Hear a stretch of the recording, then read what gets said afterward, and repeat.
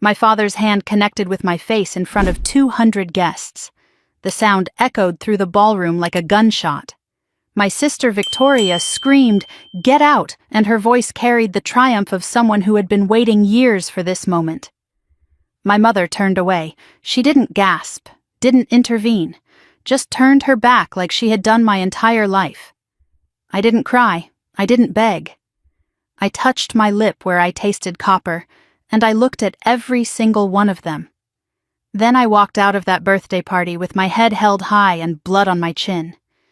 The next morning I signed a check for $100 million to purchase 2 private mansions on Nujuma Island in the Red Sea. Paid in full. They still don't know who I really am. They still think I'm the broken girl who disappeared 10 years ago, the troubled daughter who blamed herself for her brother's death. But Daniel didn't die the way they think he did. And I have spent a decade becoming someone they never imagined I could be, someone with the power to destroy everything they built on his grave. They called me the ghost, the forgotten one, the girl who lived in the basement. But ghosts have a way of coming back. And when they do, the living should be afraid. My name is Grace Whitmore, and this is the story of how I burned my family's lies to the ground. The Whitmore name meant something in Greenwich, Connecticut. 3 generations of real estate empire, country club memberships and charity galas and photographs in society pages. My father, Richard Whitmore, built his identity on that name: CEO, philanthropist, pillar of the community. The kind of man who shook hands with governors and senators in our living room while his youngest daughter listened from a basement apartment he pretended didn't exist. Our estate sat on 12 acres of manicured perfection. Colonial architecture, circular driveway, gardens that were photographed for magazines. From the outside it looked like the American dream carved into Connecticut soil. But I learned early that beautiful houses can hide the ugliest truths. My mother, Catherine, was a master of appearances. Charity board member, garden club president. The woman who could smile through any scandal and make it disappear with the right phone calls. She hosted dinner parties where crystal clinked and laughter floated through rooms I was rarely invited to enter. In public, she was gracious and warm. In private, she looked through me like I was made of glass. Not fragile glass. The kind you don't bother to notice because it's been there so long it becomes invisible. Then there was Victoria, 7 years older than me. The golden child. The daughter they displayed at every event and groomed for every success. Victoria had the master suite upstairs with 2 windows facing east, so the morning sun could wake her gently. She had the tutors and the designer clothes and the introductions to all the right people. When she walked into a room, our parents looked at her with pride that bordered on worship. When I walked into a room, they checked their watches. They stopped saying my name at dinner after Daniel's funeral. I became her or she or sometimes just silence where my name used to be, like even the sound of it was too much effort to produce. I lived in the basement apartment from the time I was 6 years old. My parents called it cozy, said I was lucky to have my own space. But it was a converted storage room with 1 small window at ground level where I could see feet walking past but never faces. The ceiling pipes clanked at night like something trapped and screaming. The walls held dampness no matter the season. And every night I could hear my family living their lives above me.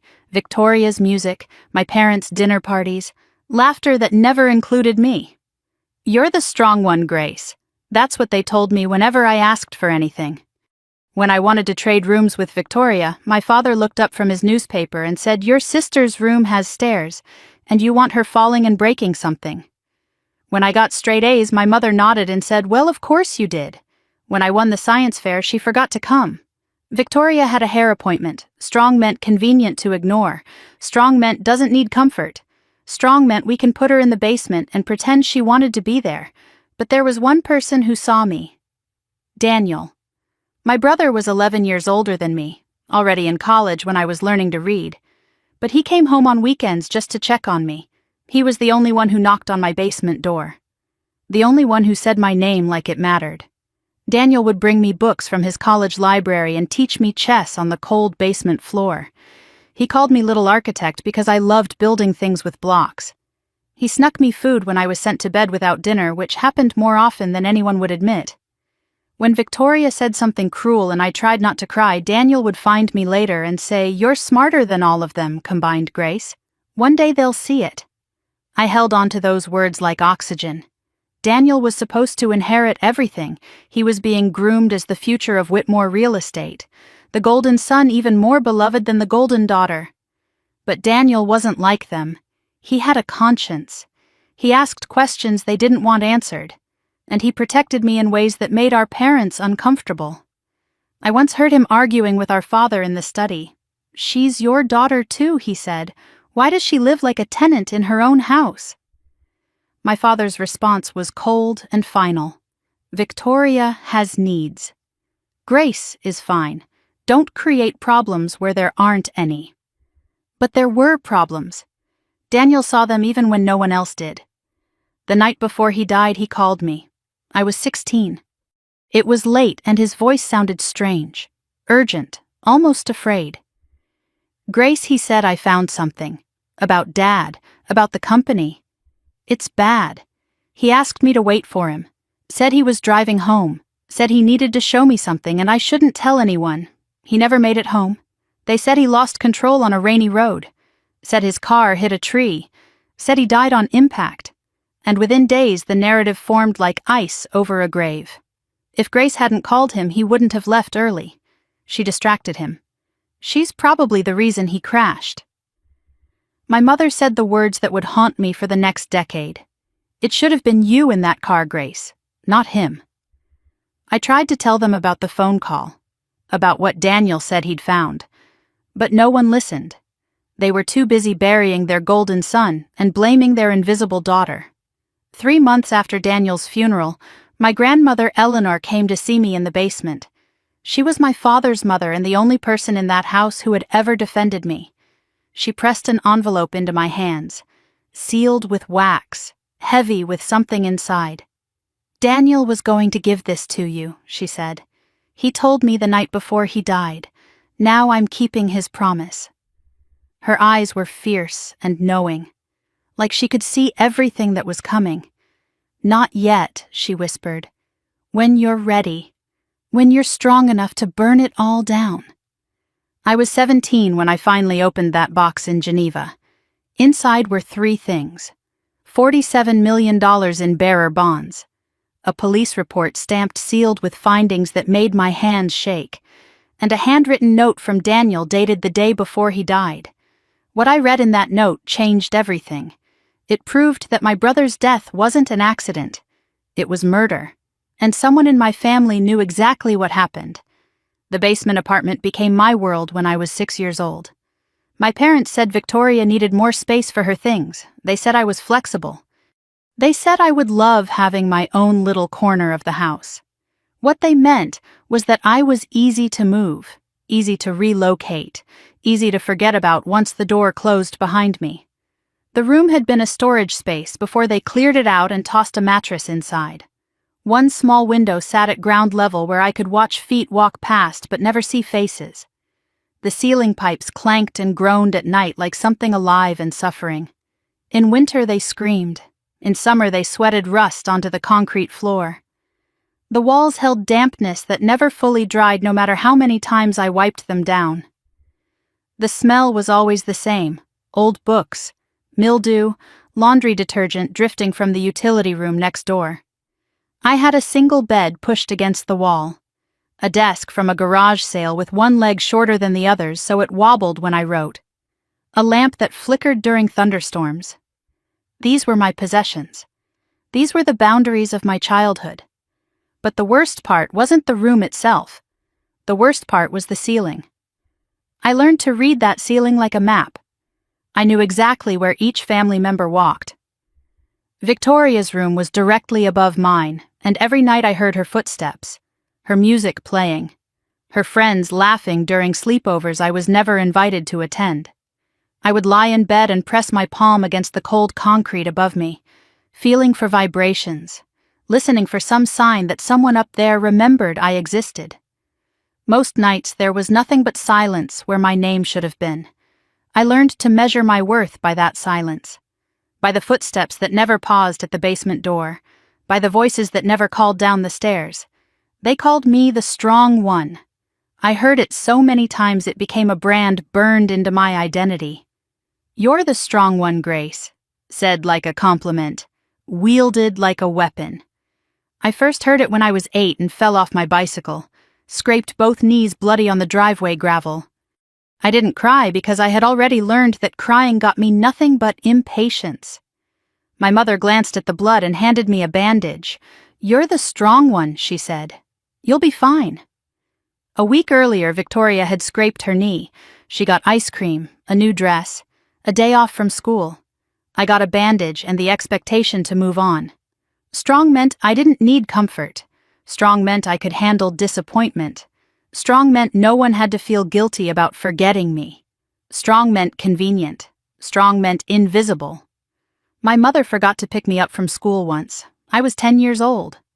I sat on the bench outside for 3 hours watching every other child get collected by parents who remembered they existed. When I finally walked home, my feet aching and my stomach empty, I found her in the living room braiding Victoria's hair. "Oh," she said without looking up. "I thought your father was getting you." He hadn't. No one had. No one had thought about me at all. I learned to ask for nothing and expect less.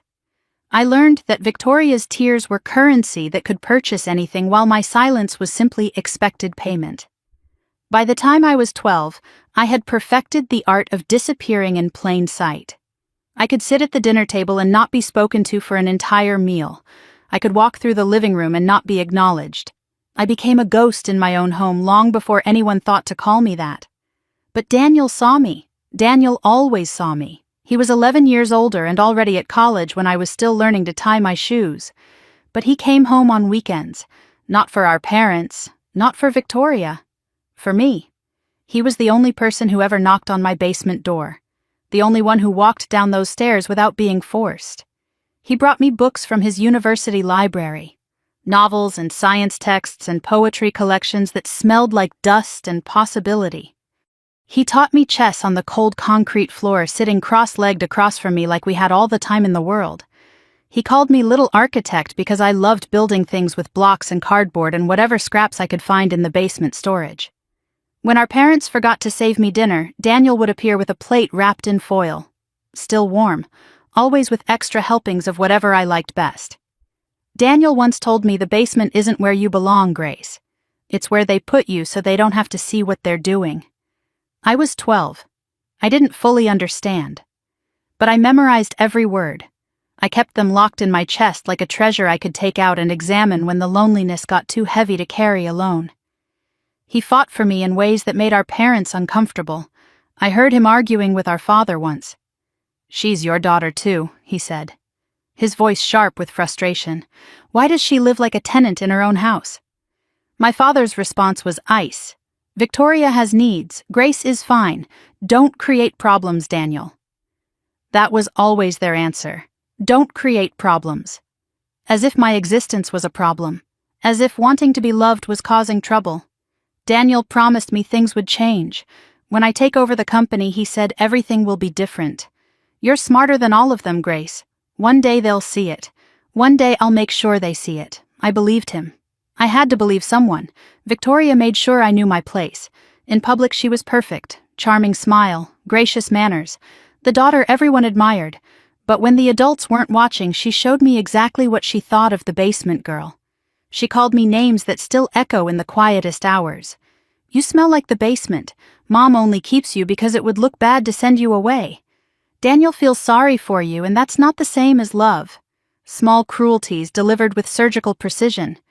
She hid my homework so I would get in trouble. Accidentally spilled juice on my only nice dress the morning of school picture day. Told her friends I was the help when they asked who I was. On my 13th birthday there was no party, no cake, just a card left on the kitchen counter with my name spelled wrong. That same week Victoria turned 20 and our parents threw her a celebration with 200 guests. I was told to stay in the basement. "It's not appropriate for children," they said. I heard the music and laughter all night. Every note a reminder of where I belonged. Daniel found me at midnight. I was sitting on the basement stairs crying into my hands. He sat beside me and pulled a slice of cake from his jacket pocket, wrapped in a napkin, smuggled just for me. "Happy birthday, little architect," he whispered. "Don't let them make you small. You're going to be bigger than all of this someday." Victoria gave me a gift that year. I unwrapped it at the dinner table with everyone watching.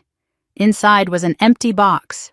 "Oops," she said, hand over her mouth, eyes sparkling with cruelty, dressed as accident. Must have forgotten to put something in it.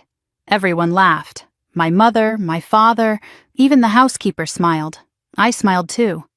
I had learned by then that crying only made it worse.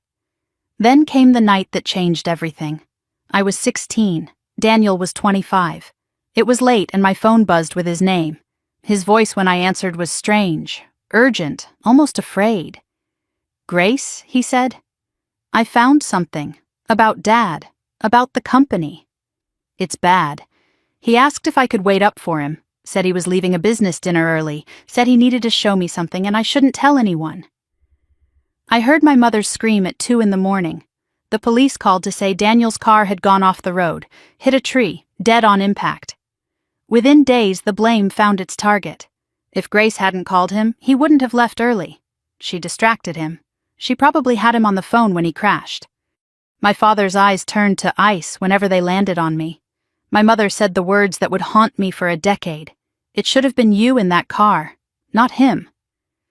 I tried to tell them about Daniel's call, about the fear in his voice, about what he said he'd found. No one listened. No one wanted to hear the basement girls suggest that something was wrong with their perfect son's perfect death. But I saw something at the funeral that no one else noticed. Victoria standing by the casket, and for just a moment when she thought no one was looking, she smiled. Not grief, not shock, relief. I never forgot that smile. I never stopped wondering what it meant. 3 months later, my grandmother Eleanor came to the basement. She pressed an envelope into my hands, sealed with wax, heavy with secrets. "Daniel was going to give this to you," she said. "He told me the night before he died. Now I'm keeping his promise." Her last words before she left still echo in my memory. "Not yet, Grace. When you're ready. When you're strong enough to burn it all down." I held that envelope for 3 months before I opened it. What I found inside proved that Daniel's death wasn't an accident. It was murder. And someone in my family knew exactly what happened. I kept Eleanor's envelope hidden under the loose floorboard in my basement room, the same spot where I hid my journal and the small treasures Daniel had given me over the years. Every night for 3 months I pulled it out and held it in my hands, felt the weight of it, traced the wax seal with my fingertips. Eleanor's words echoed through my sleepless nights. "When you're ready. When you're strong enough to burn it all down." I wasn't ready. I wasn't strong. I was a 16-year-old girl sleeping in a basement while my family blamed me for my brother's death. But the envelope called to me. The secrets inside pressed against the paper like something alive and waiting to be born. The night I finally opened it, I couldn't sleep. The house above me was silent for once. No footsteps, no music, no laughter reminding me of everything I wasn't invited to join. I sat on my bed with the lamp flickering and my hands trembling. I broke the wax seal, unfolded the contents, and my entire world shifted on its axis. Inside was a letter in Daniel's handwriting, dated the day before he died. His script was usually confident and clean, but this letter was different, shaky, rushed, like he'd written it knowing he was running out of time. "Grace," he wrote, "if you're reading this, then something has happened to me, and there are things you need to know." I found evidence that Dad has been stealing from grandmother Eleanor for years. Millions siphoned from her personal accounts into shell companies, forged signatures, manipulated records. I confronted him tonight. He denied everything, but I saw the fear in his eyes. He knows I know, and I think he's going to do something about it. The letter continued with details, account numbers, company names, dates of transactions. Daniel had documented everything with the precision of someone who understood that truth needed proof to survive. But it was the final paragraph that made my blood freeze. Nolan is involved, he wrote. The handwriting here was even more unsteady. He's not just Victoria's boyfriend. He's Dad's fixer. I don't know how deep it goes, but I know enough to be afraid. Don't trust him, Grace. Don't trust any of them. If something happens to me, take this to someone outside the family, someone who can't be bought. And whatever you do, don't let them know what you have until you're ready to use it. I read those words over and over until dawn crept through my small window. My brother hadn't died in an accident. He'd been killed because he discovered the truth. And now I was holding that same truth in my shaking hands. My first instinct was to run upstairs and throw the evidence in my father's face, to scream at him in front of everyone, to make him pay for what he'd done. But Daniel's voice stopped me. His warning echoed in my mind. Don't let them know what you have until you're ready to use it. I was 16 years old, no money, no allies, no power. If I revealed what I knew, my father would destroy the evidence and paint me as a liar. The troubled girl who killed her brother and now was trying to destroy his memory. No one would believe the basement ghost over the family patriarch. So I made my first strategic decision. Stay silent. Gather more. Wait. I hid the documents back under the floorboard. I went to dinner that night and sat across from my father and didn't flinch. He asked Victoria about her classes. He didn't look at me once. I thought you killed your son to protect your secrets and you don't even know that I know. I smiled and passed the salt. The war had begun, but I was the only one who knew we were fighting. Eleanor grew weaker in the months after she gave me the envelope. Cancer, they said. But she had been fighting it for years, and something in her seemed to surrender after Daniel's death. Like losing her grandson had stolen whatever strength she had left. I visited her every day after school, sat beside her bed and held her papery hand and listened to her stories about the family. Your father wasn't always this way, she told me. Money changed him. Power corrupted him. But you, Grace, you're different. You see things clearly. That's your weapon. Don't let anger make you stupid. Be smart, be patient, be devastating. She made me promise to wait, to build something of my own before I tried to tear down what they had built. She told me there was more waiting for me, more than the documents Daniel had left, more than I could imagine. Eleanor died 6 months after Daniel. I was holding her hand when she took her last breath. Her final words were a whisper meant only for me. Geneva. The box. Everything you need. The funeral was grand and performative. My father gave a speech about what a remarkable woman she was. I sat in the back row, invisible as always, and thought about all the ways he had stolen from her while she was alive. The hypocrisy was so thick I could taste it. 1 week after we buried Eleanor, a lawyer called me on a phone she had given me months before. A burner phone. Untraceable. His voice was calm and professional with a Swiss accent that made every word sound like a secret. Miss Whitmore, he said, your grandmother has left you her personal fortune. $47 million held in accounts your family has no knowledge of. She was very specific about the arrangements. You are the sole beneficiary. You must claim it in person when you turn 18. I was 17 years old, sitting in a basement room that smelled like mildew. And I had just learned I was secretly richer than my father. The months that followed taught me to wear masks. I performed the role of the guilty daughter, the troubled girl, the one everyone blamed and no one noticed. Meanwhile, I watched and listened and documented everything. I learned the rhythms of my father's lies, the patterns of Victoria's cruelty, the architecture of a family built on secrets and silence. Then Nolan Brooks entered our lives, and everything became more dangerous. He was the son of my father's biggest business partner, handsome in that polished prep school way, charming when he wanted to be. He started dating Victoria 6 months after Daniel's death, and the family welcomed him like a gift from the universe. The perfect match for the golden child, the merger of two powerful families. But something about Nolan made my skin crawl. He paid attention to me in ways that felt wrong, not romantic, something else, assessing, measuring, like he was trying to figure out how much I knew. He would find excuses to be near me at family dinners, ask questions about Daniel that seemed innocent but felt like traps. "You two were close, weren't you?" he said once. His eyes too focused, his smile too careful. He talked about you a lot. I remembered Daniel's warning, "Nolan is Dad's fixer." I smiled and said nothing, and felt the danger radiating off him like heat. Victoria and Nolan announced their engagement 8 months after Daniel died. At the party, I stood in the corner watching everyone celebrate. Nolan caught my eye across the room and raised his glass. His smile said, "I know you're watching." His eyes said, "I'm watching you too." Victoria saw the exchange and her face hardened into something that would become permanent hatred. He cornered me in the kitchen later that night. Stood too close, spoke too softly. "You're the quiet one," he said.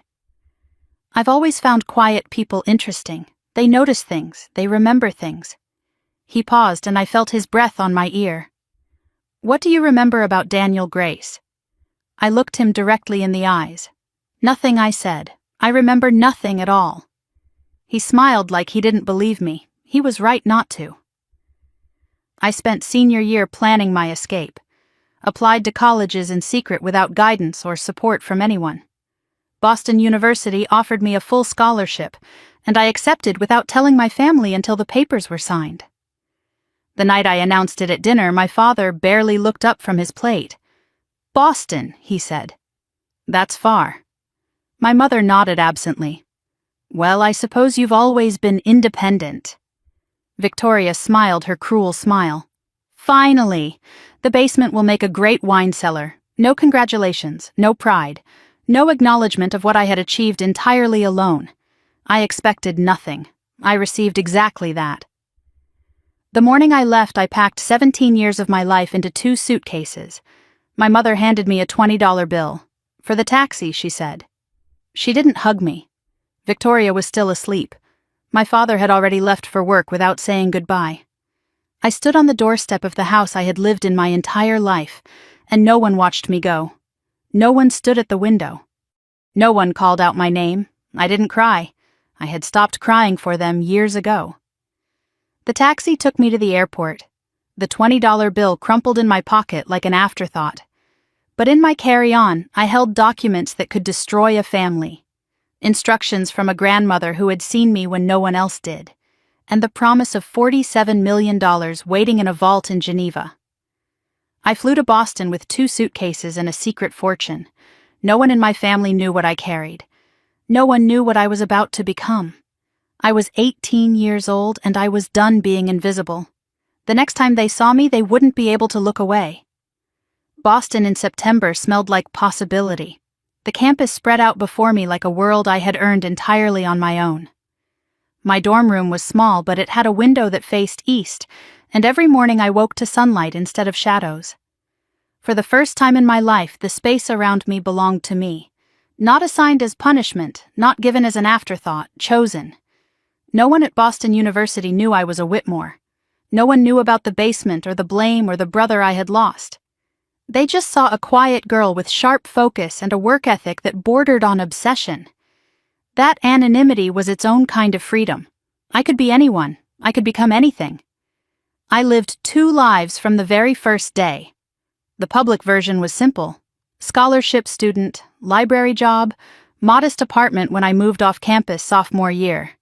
I ate cheap meals and wore clothes from thrift stores and never once touched the $47 million waiting for me in Geneva. That money wasn't for survival. It was for war. And wars required patience. The private version was different. Every night after my classes and my shifts at the library, I studied things that weren't on any syllabus. Finance, real estate law, investment strategies, tax structures. I read every book I could find about building wealth invisibly, about moving money through systems designed to hide it. I was teaching myself to become something my family would never see coming. I kept a photograph of Daniel in my desk drawer. Every morning I looked at it before class. Every night I whispered the same words. "I'm coming for them." Just not yet. It became my prayer, my promise. The reason to keep going when the loneliness pressed against my chest like a weight I couldn't lift. The loneliness was the hardest part. I had no friends because I couldn't afford the vulnerability of letting someone in. No relationships because my heart was too full of grief and rage to hold anything softer. I was 20 years old, and I had already decided that everything in my life would serve a single purpose. Everything else was distraction. Then I met Marcus Chen, and everything changed. He came to Boston University as a guest lecturer in my junior year, advanced investment strategies, the kind of class most students took for easy credit and promptly forgot. But I sat in the front row and took notes that filled 3 notebooks by the end of his 6-week series. Marcus was 53 years old with silver hair and eyes that missed nothing. He had made his fortune in hedge funds and then walked away from Wall Street to become a private investor. He spoke about what he called invisible wealth, fortunes built without fanfare, empires constructed in silence, money that worked in the shadows while its owners lived unremarkable public lives. I understood every word like he was speaking a language I had been born knowing. After his final lecture, I approached him with a question. Not about the material he had covered, about real estate investment in emerging luxury markets. He paused and studied me with an intensity that should have been uncomfortable, but instead felt like being seen for the first time since Daniel. "That's not a student question," he said. "That's a player question." He handed me a business card. "Office hours are for students. Call me if you're serious about being something else." I called him that night. He tested me for 2 hours. Questions about markets and timing and risk tolerance. Questions about my goals and my timeline and my willingness to wait. When he finally stopped, he was quiet for a long moment. "You're not building a business," he said. "You're building a weapon. I've seen that look before. I didn't deny it. I couldn't. Just make sure when you fire it you don't miss." Marcus became my true education over the next 2 years. He taught me what business school couldn't, how to move money invisibly, how to structure entities that couldn't be traced, how to acquire properties and companies without anyone knowing who really owned them. His mantra became my religion. Money is loud. Wealth is silent. Be wealthy. He never asked about my past, never probed into why a 20-year-old girl wanted to learn the architecture of hidden power. Some teachers demand your story. Marcus only demanded your commitment. His discretion was a gift I never took for granted. The day I turned 21, I flew to Geneva alone. The bank was everything I had imagined. Marble floors, hushed voices, the weight of old money pressing down from every chandelier. I presented my identification and Eleanor's key and the sealed instructions she had left. A banker in a gray suit led me to a private vault deep in the building's basement. The irony wasn't lost on me. "Your grandmother was very specific," he said. "No one has accessed this since her death. The vault held more than I expected. The $47 million in bearer bonds and liquid assets was confirmed. But there was another envelope, marked in Eleanor's handwriting.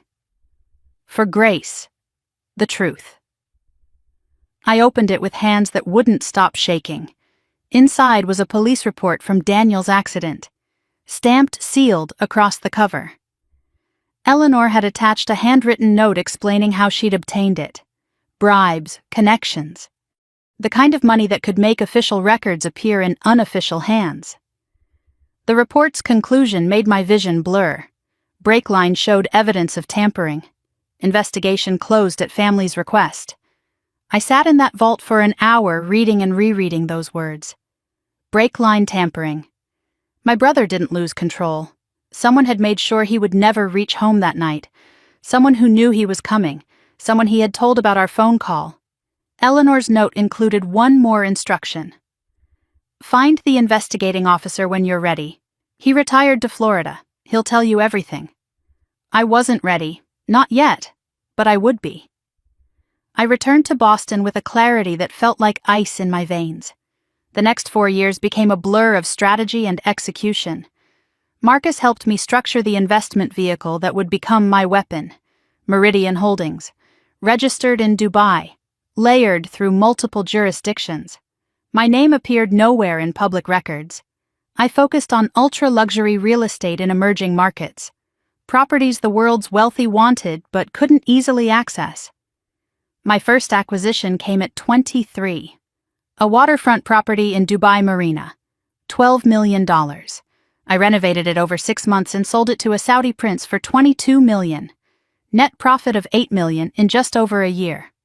I reinvested everything, lived on my Boston salary, ate the same cheap meals, wore the same thrift store clothes. I could have lived in luxury, but instead I lived in preparation.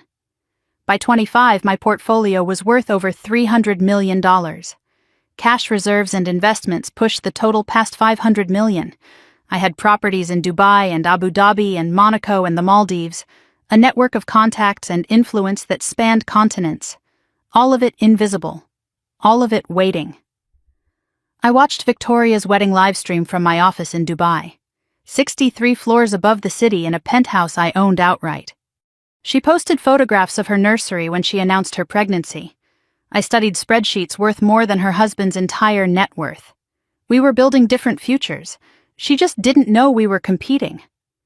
I monitored my family from a distance, hired intelligence gatherers to provide quarterly reports, watched the cracks forming in Whitmore real estate, SEC inquiries, whispered investigations, Richard's signature appearing on documents that shouldn't exist. The empire was eating itself and I hadn't lifted a finger. My mother sent me a letter when I was 26, the first real communication in years.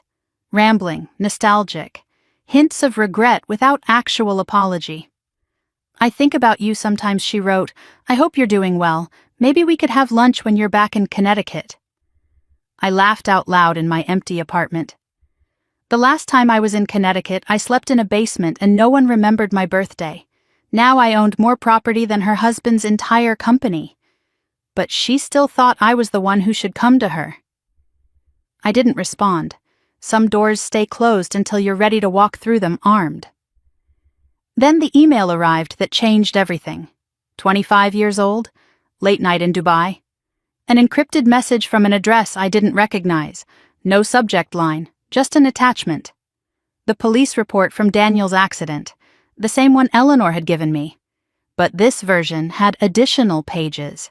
Unredacted, a witness statement that had been removed from the official record. Someone had seen a man near Daniel's car before he left the restaurant that night. Tall, dark hair, well-dressed. The witness had been paid $50,000 to stay silent. The payment traced to a company called Brooks Capital Partners, Nolan's company. I read the name 3 times. Nolan hadn't just been involved in the cover-up. He had paid for the silence himself, which meant Victoria's husband had arranged my brother's murder. And someone out there wanted me to know. The email had no signature, just one line at the bottom. "It's time." 3 days after receiving that anonymous email, I made a decision that would set everything in motion. For 7 years, I had been watching and waiting and building. The email changed the equation. Passive observation was no longer enough. It was time to start hunting. I flew to New York on a Thursday morning. Cash payment for everything. No paper trail, no digital footprint. I had learned from Marcus that the most dangerous moves were the ones no one saw coming. This would be the most dangerous move of my life. Frank DeLuca operated out of a small office in Brooklyn. Former FBI. 23 years investigating white-collar crime before he retired and went private. Marcus had recommended him with words that carried weight. If there's dirt, Frank finds it. If there's a body, Frank finds who buried it.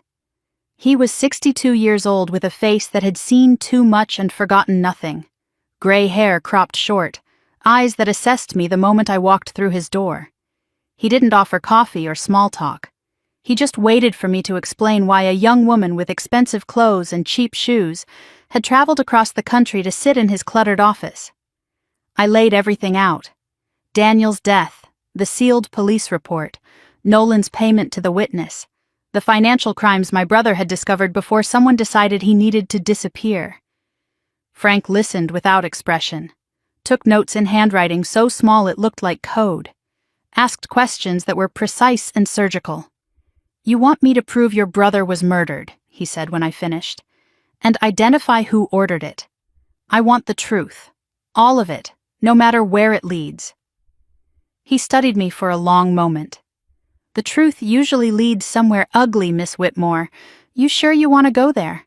I've been living in ugly my whole life. I just want to know its real name."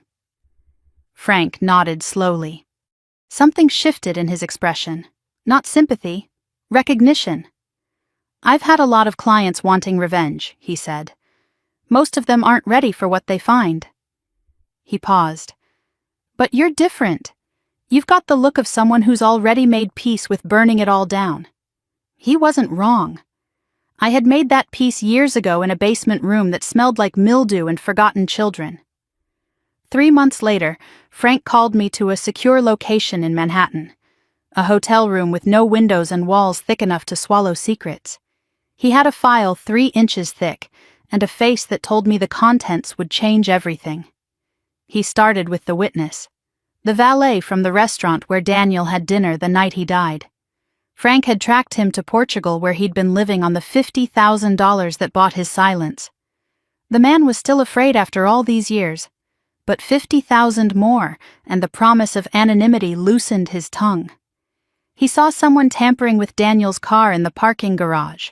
Tall, dark hair, well-dressed. The description matched Nolan Brooks exactly. The valet was approached the next day, given cash, given a warning. "If you talk, you'll end up like him." Then Frank showed me the phone records, the timeline that proved everything. Daniel called me at 9:47 that night, told me he was coming home. At 10:03 he made another call, to our father. The call lasted 4 minutes, long enough for Daniel to tell Richard what he had discovered about the embezzlement, long enough to give his father one chance to do the right thing. Richard's response was not to confess. At 10:07 he called Nolan. Nolan left the restaurant at 10:09. 17 minutes before Daniel walked to his car, enough time to reach the parking garage, enough time to tamper with the brakes, and then the call that sealed it. Richard to Nolan at 11:42, after the accident was reported. The call lasted 8 seconds, long enough for 2 words. "It's done." Frank's voice was flat as he delivered the verdict.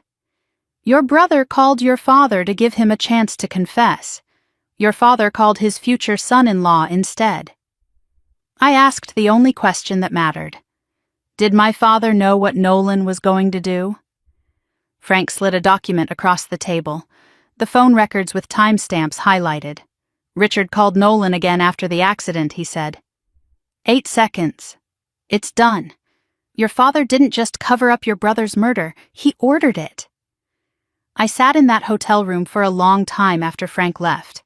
The evidence spread across the table like pieces of a puzzle I had been assembling my entire adult life.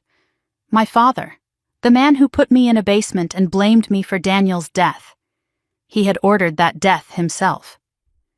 The weeks that followed brought more revelations. I watched from Dubai as the Whitmore empire began to crack from the inside. The SEC launched a formal investigation into the company.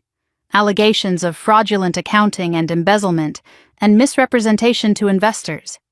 Richard's face appeared on business news looking haggard and defensive. The man who had built his identity on power and control was watching it slip through his fingers. But the real threat wasn't the SEC, it was Nolan. While Richard fought to save his reputation, Nolan was quietly consolidating power. Board members aligned themselves with the younger man. Victoria supported her husband without question, or perhaps without understanding. Nolan positioned himself as the clean successor, the one who could save the company from Richard's mistakes. My father had killed his son to protect his empire. Now that empire was being stolen by the killer himself.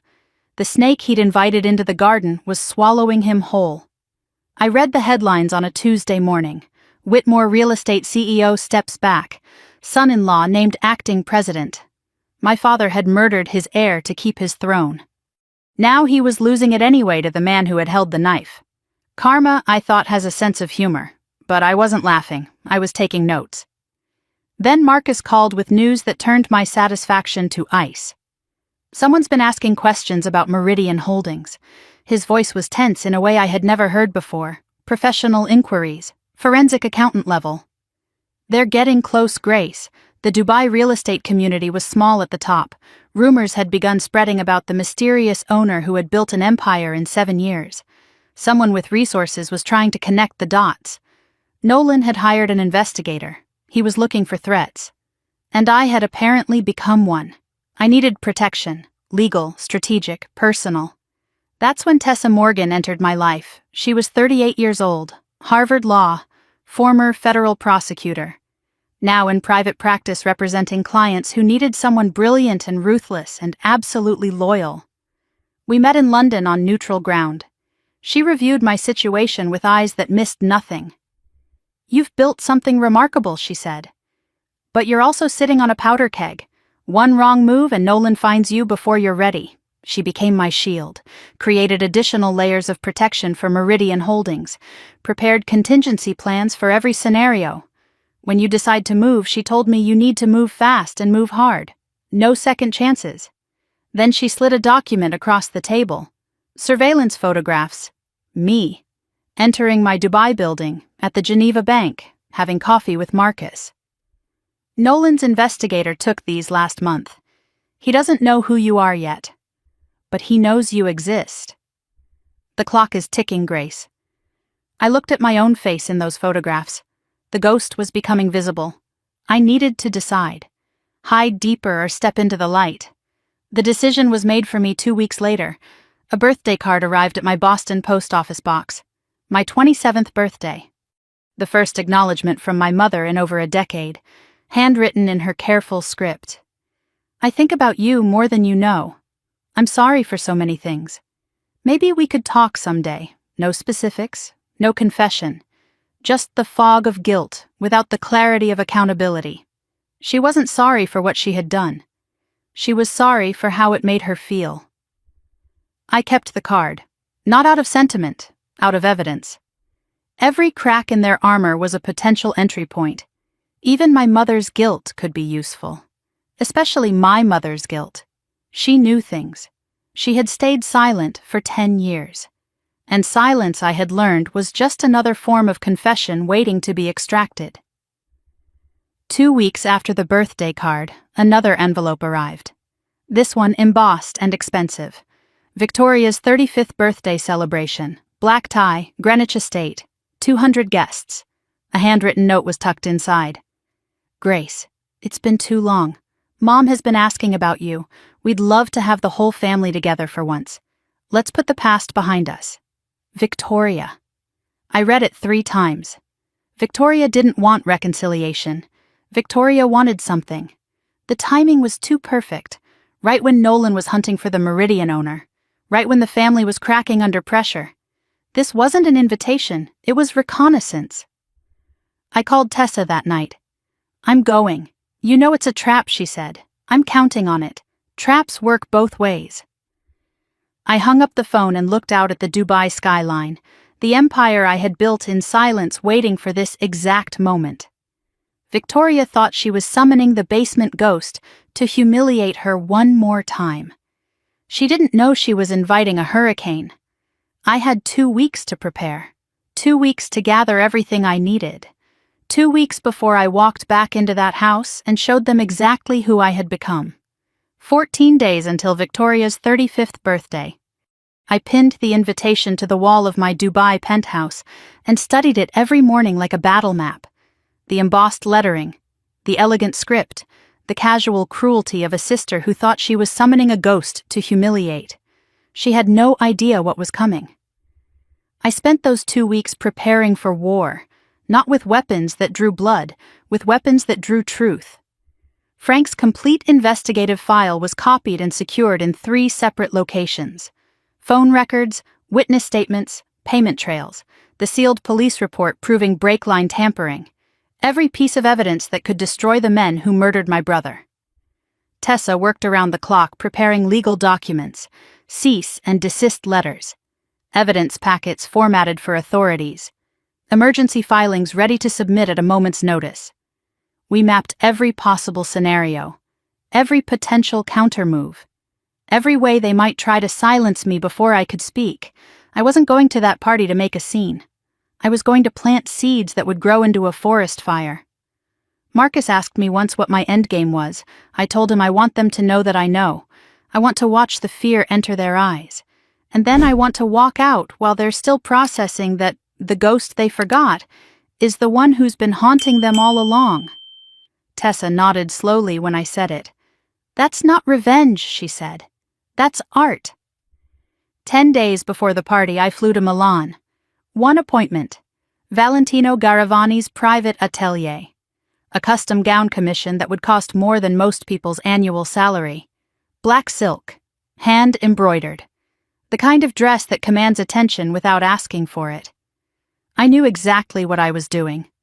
Victoria had posted about this designer years ago. A photograph of a gown she desperately wanted but couldn't afford. Someday she wrote beneath the image with a string of longing emojis. I remembered that post. Saved it. Filed it away for a moment exactly like this one.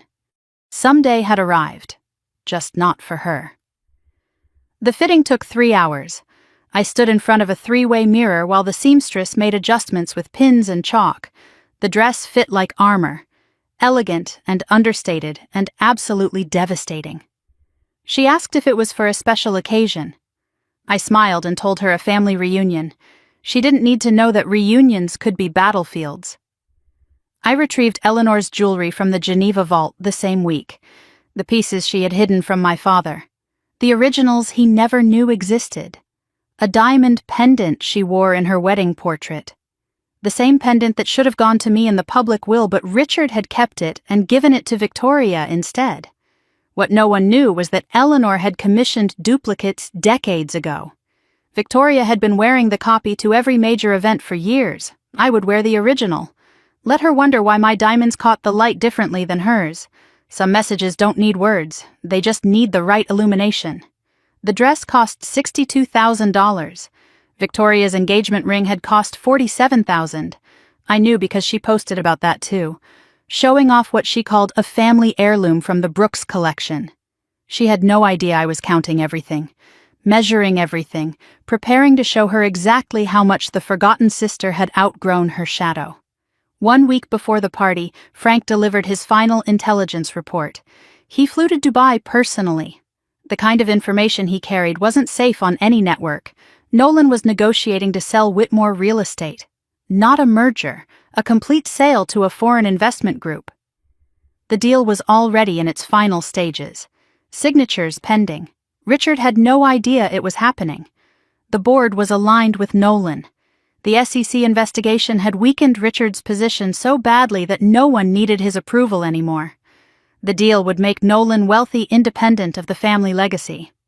Victoria would become rich in her own right, and Richard would be left with nothing, pushed out of his own company by the man he had trusted with murder. Frank handed me a single page, the signature sheet for the sale agreement. Nolan had already signed. The buyer had signed. Only Richard's signature was missing and they weren't planning to ask for it. They're going to force him out and sell without him, Frank said. Your father is about to lose everything he killed for.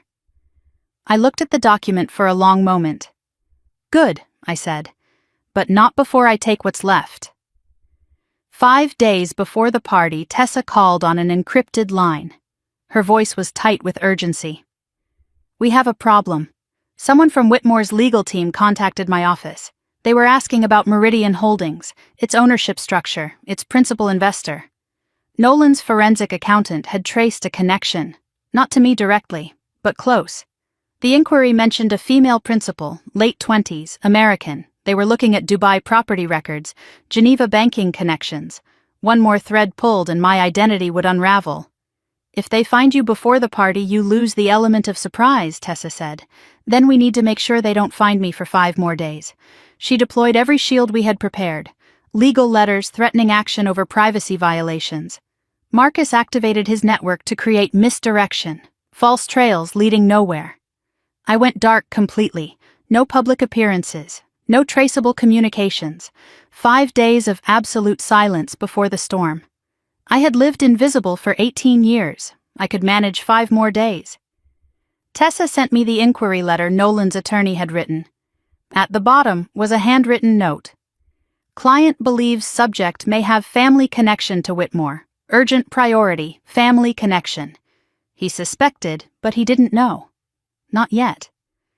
The question was whether he would figure it out before I walked through that door or after. 3 days before the party, my phone rang with a Greenwich area code. My mother's number. I almost didn't answer. Something made me pause. Some instinct I couldn't name. I picked up. Catherine's voice was thin and tired and uncertain. "Grace, please don't hang up. I need to talk to you." She spoke quickly, nervously, like she was afraid of being overheard. "I know you're coming to the party," Victoria told me.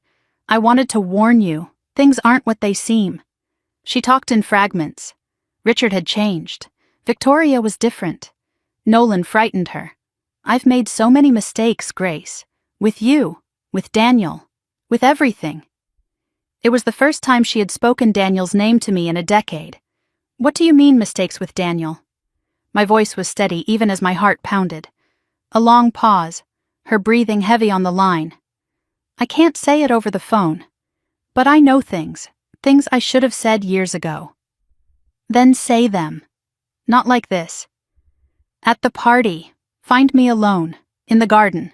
I'll tell you everything." The line went dead. I sat with the phone in my hand for 10 minutes after she hung up. My mother had never reached out like that, never sounded scared, never mentioned Daniel. Either she was setting a trap, or she was ready to betray the people she had protected for 10 years. Both possibilities meant the same thing.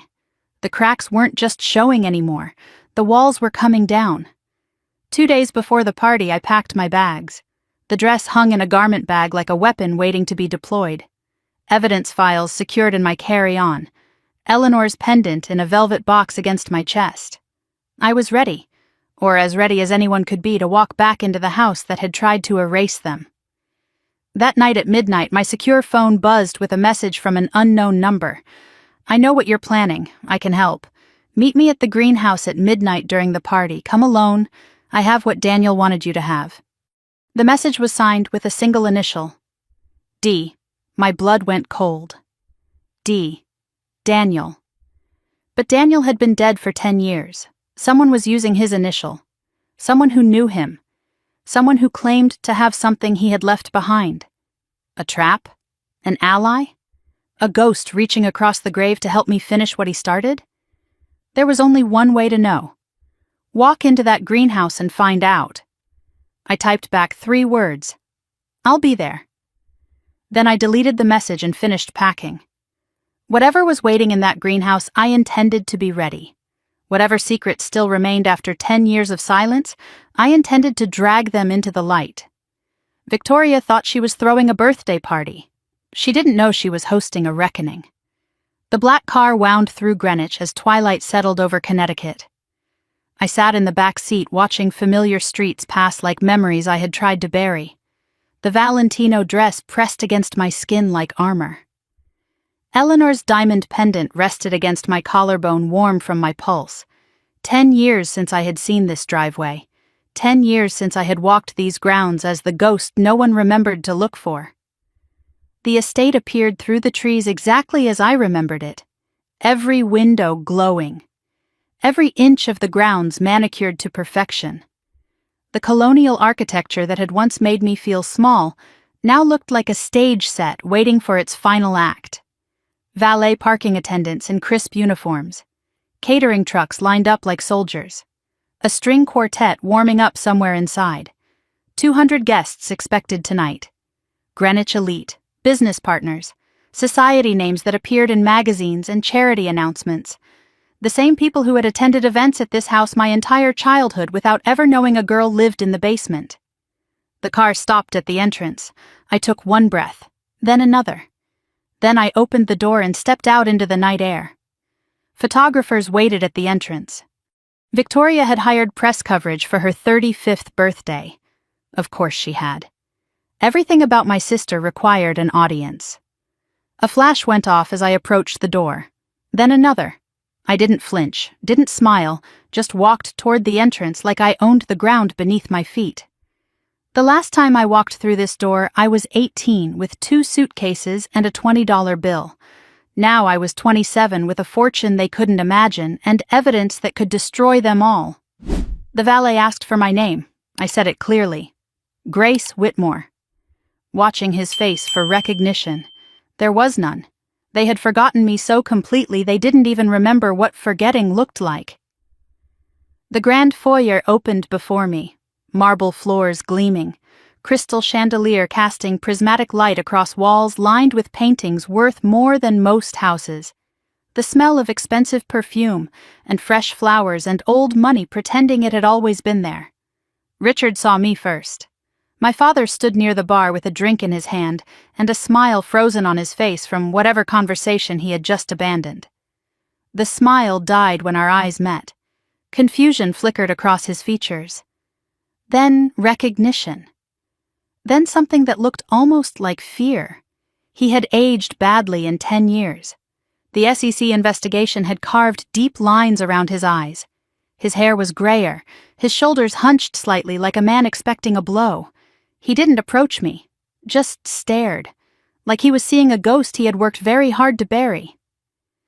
Catherine stood by the fireplace with champagne she wasn't drinking. When she saw me, her hand trembled so badly the glass nearly slipped from her fingers. She mouthed something I couldn't hear across the crowded room. "You came." But she didn't move toward me, didn't smile, didn't do anything except stand there with tears forming in eyes that had refused to look at me for a decade. The woman who told me it should have been you looked like she was seeing a judgment she had been dreading for years. Then Victoria made her entrance. She descended the main staircase in a white gown that probably cost what some people earned in a year. The birthday queen commanding attention from every corner of the room. Her eyes swept across the crowd, accepting adoration like oxygen. Then they found me. She froze for half a second, just long enough for me to see the shock register. Then the mask slid into place, bright smile, arms extended, voice carrying across the room like she was performing for the photographers. Grace.